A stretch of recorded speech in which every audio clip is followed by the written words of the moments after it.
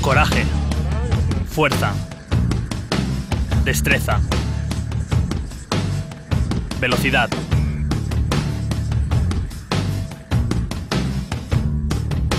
Todo ello se une en cada partido en el campo de rugby del CAU, un equipo joven pero experimentado que defiende con energía este deporte en Valencia.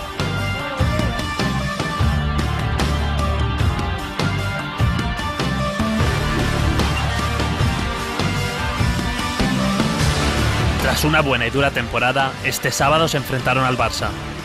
El partido terminó con cómoda victoria para los valencianos, con carreras y ensayos de infarto en uno de los últimos partidos de este año ante su afición.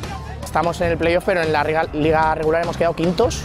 Hoy un partido duro, pero hemos sabido resolverlo con nuestro juego. Al principio se planteaba la cosa un poco difícil por haber bajado de División de Honor, muchas bajas importantes y un equipo nuevo con gente joven, y ha sido una temporada un poco con altibajos. Pero el rugby no solo es un deporte duro y de contacto. El rugby es mucho más. No solo cuenta lo que ocurre en el campo, sino que importa mucho lo que sucede en el tercer tiempo. Sí, la verdad es que la afición viene bastante, incluso cuando llueve suele venir, cuando hace sol, cuando todo siempre suele venir. Pero la verdad es que los que vienen siempre nunca fallan y eso se nota. Y siempre hay que darle las gracias a todos. Y por eso el tercer tiempo es para ellos también. Y todas las victorias y todo el juego nuestro es para ellos y para los nanos. Eso principalmente. El tercer tiempo es lo que hacemos después del partido para juntarnos con los dos equipos y todo lo que pasa en el campo, eso que si hay algún roce o algo ahí, se olvida todo y todos amigos con el árbitro, hablar y juntarnos todos.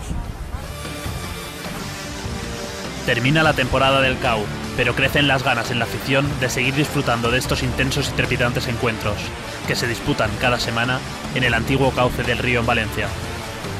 Estoy muy orgulloso de ser capitán de mi club, que son 10 años jugando y ahora soy capitán.